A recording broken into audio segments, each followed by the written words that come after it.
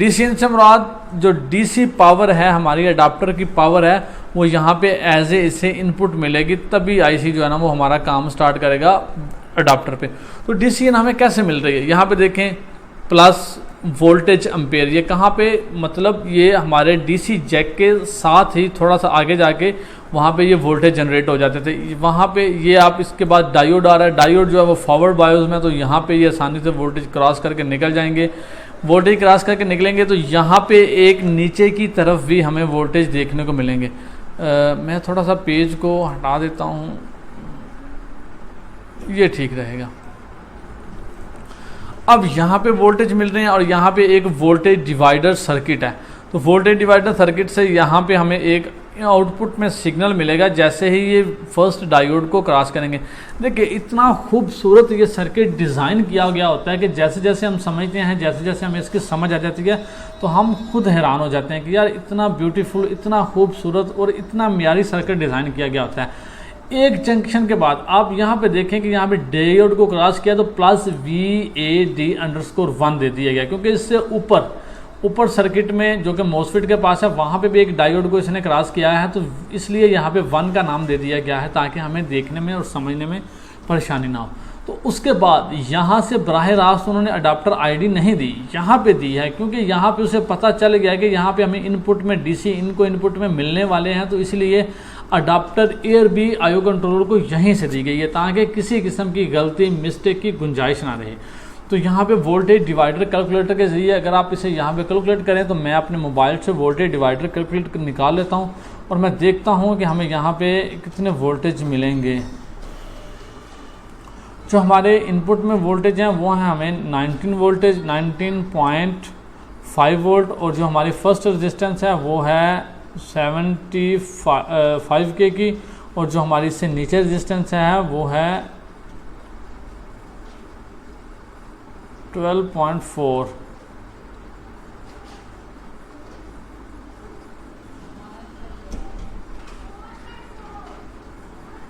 तो यहाँ पे 2 वोल्टेज मेरे ख्याल से, अगर मैं गलत नहीं हूँ, मुझसे कैलकुलेशन गलत नहीं मिली, तो यहाँ पे तकरीबन कितने वोल्टेज मिले हैं, 2.6 वोल्टेज। आप देख लीजिए, मैंने आपको वोल्टेज डिवाइडर कैलकुलेटर का फार्मूला समझाया हुआ है, बल्कि वो उसकी वेबसाइट भी बताई हुई है, आप वहाँ से जाकर देख सकते हैं। मेरा इंटरनेट इस वक्त चल नहीं रहा, इस वजह से मैं आपको बता नहीं सकता एग्जैक्ट। मेरे ख्याल से आई थिंक यहाँ पे 2.6 voltage as a adapter air कहाँ पे जा रहे हैं, IO पे जा रहे हैं। तो उसके बाद देखिए यहाँ पे हम मज़ीद आगे चलते हैं, यहाँ पे एक और कनेक्शन आ गया और यहाँ पे मज़ीद एक voltage divider calculator voltage divider circuit लगाया गया है।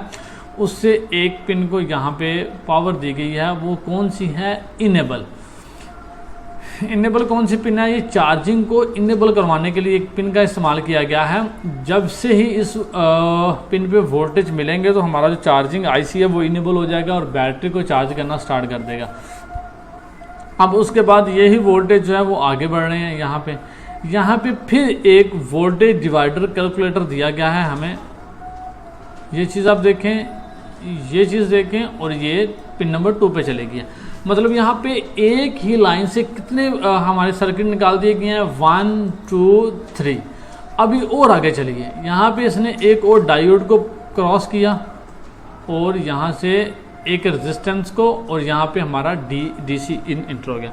अभी अब देखें यहाँ पे 19 वोल्टेज है, सेम एज जैसा कि मैंने आपको पहले बताया था 9.5 वोल्ट IC के में इंटर होने से पहले यहाँ पे एक PR का जो है ना वो PR233 दी गई है, जो कि हमारी एज ए प्रोटेक्शन रेजिस्टेंस भी हम जिसे बोल सकते हैं। अब समटाइम क्या होता है कि मैंने खुद इस तरह के बहुत से केसेस देखे हैं और उन्हें खुद ही अपने इल्म ना होने की वजह से या ज़्यादा प्रैक्टिकल ना होने की वजह से उन्होंने बहुत ज़्यादा कॉम्प्लिकेटेड बना के उसके बाद से रिजॉल्व किया। अब कैसे ये कॉम्प्लिकेटेड बन जाता है वो मैं आपको बता देता हूँ। अब सिंपली ये समझ लें कि आपका चार्जिंग IC शॉर्ट हो गया है, इसका DC इन की लाइन जो है वो शॉर्ट हो गई है। अब जैसे ही DC इन की लाइन जो है वो शॉर्ट होगी तो यहाँ पे PR235 जो है ये यहाँ पे आगे नहीं जाने देगा आपकी पावर को, या ये ब्रेक हो जाएगा, ओपन हो जाएगा। अब चूंकि हमें इस बात का अंदाज़ा नहीं होता था, ये है, इस बात का अंदाज़ा नहीं था कि ये चीज़ जो है वो हमारा IC शॉर्ट हो गया, जिसकी वजह से ये PR जो है वो ओपन हो गई है और ये पावर को आगे नहीं जाने दे रही।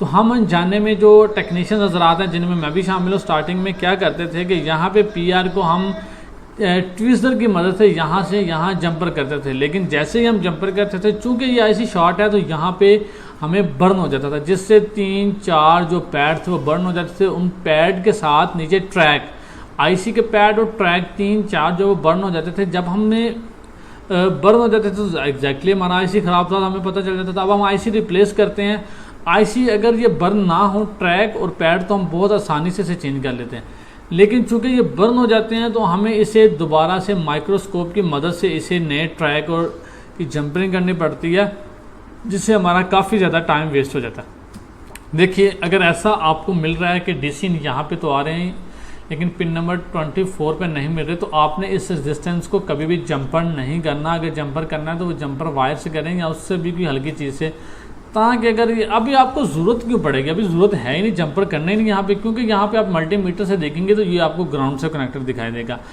अगर फिर भी यहाँ पे कोई प्रॉब्लम आ रही है तो आप इस आईसी को उतार के चेक कर सकते हैं। एक बात हमेशा याद रखिएगा, कभी भी आईसी को उतारने से पहले भी कुछ आपको सेफ्टी प्रिकॉशंस हैं वो लेने पड़ते हैं। अगर आपको वो आईसी उतार देंगे और वो सेफ्टी वाले काम नहीं करेंगे तो आपका मदरबोर्ड में कोई ना कोई नया कंपोनेंट बर्न हो जाएगा और आपके लिए नई हेडेक आ जाएगी।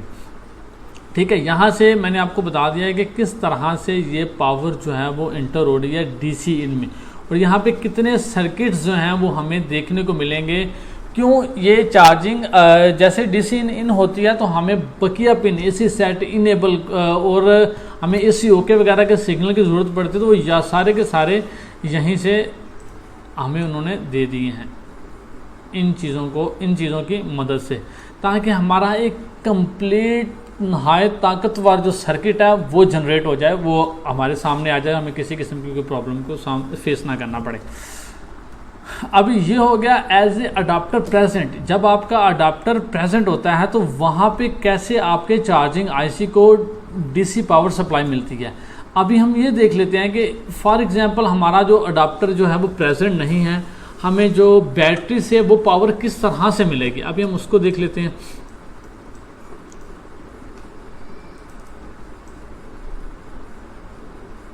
देखिए मैंने जो आपको यहाँ पे इनपुट में दिया था ये यहाँ पे पावर आ रही थी, ठीक है। अभी मैं आपको दिखा देता हूँ, और चूंकि इसने ये डायोड को क्रॉस किया था तो प्लस VAD थे, और इसके बाद इसने इसको डायोड को क्रॉस किया तो ये इसका नाम चेंज हो गया। तो अभी हम देख लेते हैं बैटरी से किस तरह जो पावर है वो घूम के आएगी। तो उसके लिए क्या होगा कि देखिए यहाँ से पावर ये गया ये और इसको क्रॉस करते हुए यहाँ पे पावर यहाँ पे आके ब्लॉक होगी, मतलब जो हमारा फाइनल स्टेप है वो ये वाला है। यहाँ पे बैटरी की पावर यहाँ तक आएगी, आगे डायोड है, डायोड के कैथोड से जाके टक्कर आएगी, तो ये पावर को हरगिज़ आगे नहीं जाने देगा। तो यहाँ पे हमारा ये जंक्शन है, यहाँ से ही पावर ये अब कहाँ गई है, आप ये थोड़ा सा गौर से देखेंगे तो ये प्लस वोल्टेज एम्पेयर अडाप्टर, इस कनेक्शन पे बैटरी के पावर आ गई है, तो ये यहाँ पे इस जगह पे आ गई है इस कंपोनेंट पे। अब ये कंपोनेंट क्या है इसको समझना नहायत ही आसान हो गया है आपके लिए, क्योंकि मैंने आपको ये स्टडी करवा दिया। तो मैं अभी इसे इस मरतबा फिनिश करता हूँ, यहाँ से जूम करते हैं और इस कंपोनेंट को थोड़ा सा स्टडी कर लेते हैं। सबसे पहले मैं आपको इस कंपोनेंट को समझा देता हूँ ताकि आपको समझने, आपको ये तो इस बात का तो अंदाज़ा हो गया कि यहाँ पे ये जो है प्लस VAD ये बैटरी से पावर आ रही है। अब आप इसे देखें तो इसकी टोटल कितनी पिन है, 1 2 3 4 5 6 और 6 हैं। तो ये दो ट्रांजिस्टर हैं। कैसे ट्रांजिस्टर हैं? नंबर 1 आप ये देखें, ये इसका एरो मार्क के साथ कनेक्टेड है, तो ये इसका है, ये देखें ये चीज़, और आपका ये एरो मार्क आ गया। एरो मार्क आपको पता है हमेशा हमारा इमीटर पे, मैं इसका कलर चेंज कर लेता हूँ, शायद आपको दिख रहा है कि नहीं दिख रहा, उम्मीद है कि दिख रहा होगा। इमीटर नंबर 1, और ये जो है इसका आउटपुट में जा रहा है, तो ये इसका हो गया कलेक्टर। अब ये जो है इसकी, मैंने आपको पहले बताया इस तरह का जो होगा वो हमारा बेस होगा, तो इसकी जो पिन नंबर है वो 2 है इसकी बेस। अभी मैं दूसरा जो मोसफेट है वो ले लेता हूँ, और सॉरी ट्रांजिस्टर जो है वो ले लेता हूँ। तो जो ये ट्रांजिस्टर है ये इसका एरो मार्क ये है, तो ये इसका हो गया है इमीटर, और ये इसका पिन नंबर 3 कलेक्टर, और ये जो पिन नंबर 5 है ये इसकी बेस हो गई है। मैं इसे यहाँ से कैसे करता हूँ कट,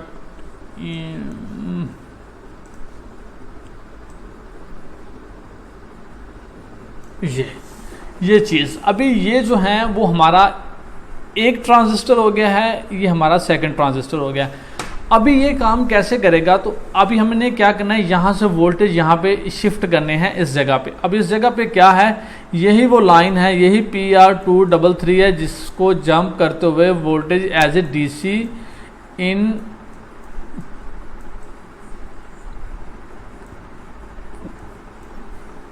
इन जा रहे हैं हमारे चार्जिंग IC को। इन वोल्टेज को हमने कहाँ ट्रांसफ़र करना है, इस जगह पे, मतलब कलेक्टर पे ट्रांसफ़र करना है। तो वो कैसे करेंगे, उसके लिए हमें क्या जानना ज़रूरी है। अब हमें सबसे पहले ये जानना ज़रूरी है कि ये जो ट्रांजिस्टर है वो PNP है या NPN है। मैंने आपको जैसा कि पहले बताया, अगर एरो मार्क अंदर की तरफ है तो P हमारा अंदर की तरफ चला गया, और बाकी बचा N, तो N दोनों हमारे आगे बाहर की जानिब।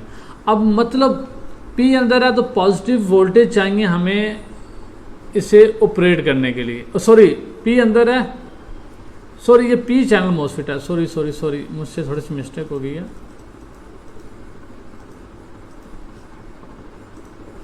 ये चूंकि P चैनल मोसफेट है, यहाँ पे P बाहर आ गया दोनों तरफ, और यहाँ पे N अंदर। अभी ये P चैनल ट्रांजिस्टर है, सॉरी, तो इसे पॉजिटिव ऑपरेट होने के लिए यहाँ पे हमें क्या चाहिए, नेगेटिव वोल्टेज चाहिए। कहाँ पे, इसकी बेस पे। नंबर 1 ये नोट कर लीजिए, इसे ऑपरेट होने के लिए हमें नेगेटिव वोल्टेज चाहिए। अब जो दूसरा जो है वो हम देखते हैं, इसका जो एरो मार्क है वो बाहर की तरफ है। अगर इसका एरो मार्क बाहर की तरफ है तो ये कौन सा है, ये N है, मतलब ये NPN ट्रांजिस्टर है। N बाहर हमारा आ गया, यहाँ पे भी N आ गया, और P अंदर चला गया। तो यहाँ पे हमें ऑपरेट होने के लिए पॉजिटिव वोल्टेज चाहिए। देखिए कितनी खूबसूरती से इसे डिज़ाइन किया गया है। यहाँ पे मेन ऑन एक सिग्नल आएगा हमारी पेज नंबर 38 से। तो ये सिग्नल लगभग 3 वोल्टेज या 3.3 वोल्टेज में होगा, तो यहाँ पे इस बेस पे आएगा। अभी मैंने आपको क्या बताया कि ये जो है यहाँ पे पॉजिटिव वोल्टेज चाहिए, तो ये पॉजिटिव वोल्टेज इस बेस को हिट करेंगे। और मैंने आपको बताया कि हमेशा इमीटर से वोल्टेज कलेक्टर की तरफ जाएंगे, तो इमीटर पे हमें क्या है, ग्राउंड मिल रही है, तो यहाँ से जो ग्राउंड है वो ऊपर की तरफ जाएगी, यहाँ से यहाँ, और ये चीज़। अभी आप थोड़ा सा गौर से देखें कि इस ट्रांजिस्टर का गेट जो है, यहाँ पे गेट जो है वो पिन नंबर 2 इसके कलेक्टर से कनेक्टेड है। अभी आप देखेंगे क्योंकि ग्राउंड ऊपर की तरफ जा रही है, तो यहाँ पे इसका बेस भी जो है वो नेगेटिव हो जाएगा, क्योंकि ये PNP था। तो इसे ऑपरेट होने के लिए N मतलब नेगेटिव वोल्टेज चाहिए, तो ये ग्राउंड पूरी यहाँ पे आके यहाँ पे इसे हिट करेगी, और ये जो प्लस हैं VAD हैं यहाँ से कलेक्टर की तरफ मूव कर जाएंगे। देखिए कितने खूबसूरत तरीके से इसे डिज़ाइन किया गया है, हमें कितनी आसानी से इसे मैंने आपको समझा दिया है गया, या मुझे भी समझाया गया था। तो ये इस तरह से बैटरी से वोल्टेज जो हैं वो DC इन पे चले जाएंगे। अब यहाँ पे 2 सर्किट्स हैं, मैंने आपको दोनों समझा दिए हैं किस तरह चार्जिंग IC को मिलेंगे। मैं इसे अभी फिनिश कर देता हूँ।